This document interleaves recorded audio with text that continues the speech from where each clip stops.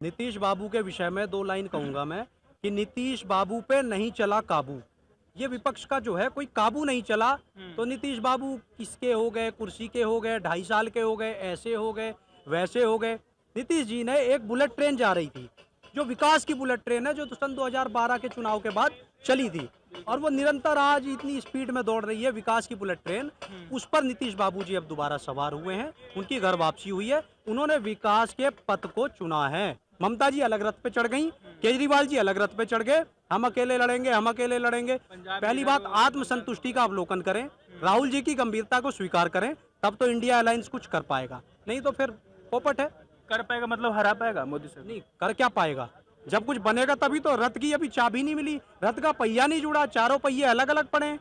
करने की कोशिश में कह रहा हूं, तब तो कुछ कर पाएंगे जब रथ चालू होगा। दरअसल राहुल जी के विषय में बस एक चीज मैं ये कहूंगा कि जो उद्दंडताएं उनके पार्टी के कई कार्यकर्ताओं द्वारा हो जाती हैं, उनके साथ जो चलते हैं आवेश में, आसाम में उसका असर आपको दिख गया है। शायद बिहार में एंट्री होते ही वो असर यहाँ भी दिख जाएगा, क्योंकि राहुल जी से कोई भी गंभीरता की हम लोग वो नहीं कर सकते, अपेक्षा नहीं कर सकते कि उनसे कोई गंभीर विषय निकल कर आएगा। नमस्कार, मैं सुरजीत कुमार और आप देखना शुरू कर चुके हैं दोस्तों द लोकसभा। दोस्तों, एक नारा दिया जाता था पहले, नीतीश सबके हैं, 2.5 साल तुम्हारे 2.5 साल हमारे।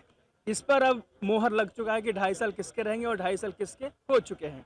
जनता से पूछें कि आखिर पलटी मार नीतीश कुमार का क्या भविष्य है 2024 चुनाव को लेकर, आने वाले भविष्य जदयू पार्टी का लेकर के, नीतीश कुमार, तेजस्वी यादव, राहुल गांधी को लेकर के। पूछते जनता से कि आखिर लोकसभा चुनाव पे इस अलायंस का टूटने का असर क्या होने वाला है। क्या नाम है सर आपका? मेरा नाम आशु सेंगर है। एक नारा दिया जाता था पहले कि नीतीश सबके हैं, 2.5 साल तुम्हारे 2.5 साल हमारे। सही साबित हो गया सर? पता नहीं किसने नारा दिया था। ये तो उनकी व्यक्तिगत छवि को खराब करने के लिए जिसने भी दिया था बड़ा महान व्यक्ति रहा होगा।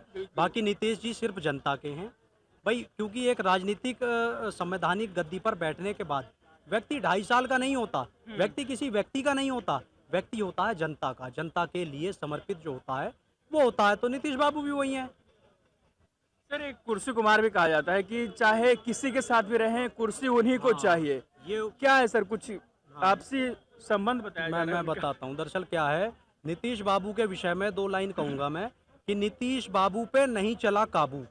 ये विपक्ष का जो है कोई काबू नहीं चला, तो नीतीश बाबू किसके हो गए, कुर्सी के हो गए, 2.5 साल के हो गए, ऐसे हो गए, वैसे हो गए। नीतीश जी ने एक बुलेट ट्रेन जा रही थी, जो विकास की बुलेट ट्रेन है, जो तो सन 2012 के चुनाव के बाद चली थी और वो निरंतर आज इतनी स्पीड में दौड़ रही है विकास की बुलेट ट्रेन। उस पर नीतीश बाबू जी अब दोबारा सवार हुए हैं, उनकी घर वापसी हुई है, उन्होंने विकास के पथ को चुना है। घर वापसी हुई सर, फिर से कहा जा रहा है कि फिर से वो बदलेंगे और फिर से आरजेडी के साथ जाएंगे लोकसभा चुनाव के बाद। फिलहाल तो भाजपा ने जो उनको आमंत्रित या उनको रास्ता दिया है इस बुलेट ट्रेन में चढ़ने का, वो इसलिए दिया है क्योंकि भाजपा जनता के हित के लिए काम करना जानती है, जनता के हित के लिए सोचती है। बिहार के नीतीश के या भाजपा अपने हित के लिए नहीं, बिहार के रहने वाले लोगों के हित के लिए ये फैसला लिया गया है। भारतीय जनता पार्टी चाहती है कि बिहार में अच्छा विकास सुदृढ़ रूप से आए और वो केंद्र की सरकार का हाथ पकड़ने से ही आएगा, क्योंकि केंद्र से ही बजट इशू हो रहे हैं। जो बड़े बड़े बजट और जो बड़े बड़े डेवलपमेंट और जो बुलेट ट्रेन और बड़े बड़े विकास आने हैं वो केंद्र के माध्यम से आने हैं। तो नीतीश बाबू को एक बात बताइए, लालू जी का हाथ पकड़ के क्या मिलना है? चोर डकैती ये सब, ये गुंडामारी और ये क्राइम रेशियो बढ़ता रहा बढ़ता रहा बढ़ता रहा। उन्होंने देख लिया कि विकास का रास्ता यहाँ से साफ नहीं हो रहा, जनता का हित नहीं हो रहा, तो जनता के अहित के कारण उन्होंने परित्याग करा और वापस विकास की रेलगाड़ी को पकड़ा। क्या लगता है सर, इसका चुनाव पर क्या असर होने वाला है? सीट ज्यादा बढ़ जाएगी बीजेपी की और जेडीयू की? बड़ा तार्किक रूप से आप पूछ रहे हैं, आप सोच रहे हैं कि भाजपा फैसला सीटों के लिए या 24 के चुनाव को ले रही है। सीधा सा मेरा सवाल ये है कि सीटों को लेकर ही शायद ज्वाइन किया हो। नहीं, भारतीय जनता पार्टी का आज रेशियो कहाँ है, जनता का पूर्ण समर्थन है, सभी लोग जानते हैं, क्योंकि उन्होंने संकल्प पत्र जो जारी करे वो पूर्ण करे। और दूसरी बात कि भाजपा हार या जीत के हिसाब से चुनाव या कोई भी राजनीतिक कदम या कोई भी फैसला नहीं उठाती। ये जो प्रधानमंत्री मोदी जी की सरकार है, मोदी जी के नेतृत्व में जो विकास पुरुषों की सरकार है, ये सिर्फ विकास के पथ पर विकास के लिए है। क्या हार में क्या जीत में, किंचित नहीं भयभीत में। भाजपा उस स्लोगन पे काम करती है, हमें हार जीत के भय से काम नहीं करना, जनता के हित के लिए काम करना है। हार जीत जनता स्वयं सोचे। राहुल गांधी भी एक यात्रा लेकर चल रहे हैं और अभी बिहार में एंट्री कर गया उनका यात्रा, भारत जोड़ो नया यात्रा। उनका भविष्य बता ही दीजिए। नीतीश कुमार का तो आप बता रहे हैं कि बुलेट ट्रेन पर सवार हो गए, विकास के बुलेट ट्रेन पर।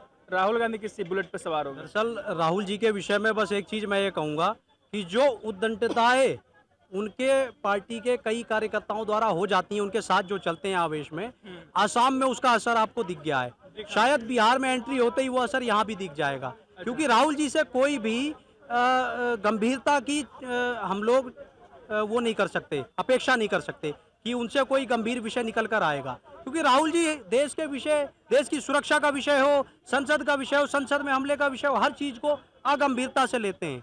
वो हर चीज को हास्य में ले लेते हैं, और ये देश और देश की जनता और देश का विकास हास्य का विषय नहीं है। बिल्कुल राहुल गांधी जी को ये समझना चाहिए। उसके बाद इन्हें विपासना सेंटर में जाके थोड़ा सा उन्हें अपने आप को गंभीर करना चाहिए, उसके बाद राजनीति में वापस आना चाहिए। चुनाव ये सर लोकसभा का, अब बीजेपी का, एनडीए का थोड़ा भविष्य बताइए, कितना सीट आएगा और शायद बदलाव होगा या हैट्रिक लग जाएगी? ये आप यदि मुझसे ना पूछें और किसी गली में या कहीं भी सामान्य व्यवस्था में चले जाएं और उनसे पूछें, अगर आपने 40 लोगों से बात करी तो शायद 30 लोग आपको विकास का रास्ता पकड़वाते नजर आएंगे। की बात करेंगे मतलब? नहीं, विकास के रास्ते को पकड़वाते नजर आएंगे। विकास किसके साथ है ये आपने जवाब दे दिया, ये मुझे कहने की आवश्यकता नहीं। विकास के रास्ते आपने कहा, बुलेट ट्रेन पर सवार हुए तो बीजेपी की बात आप कर रहे थे। हाँ, बिल्कुल विकास ही बीजेपी दे रही है।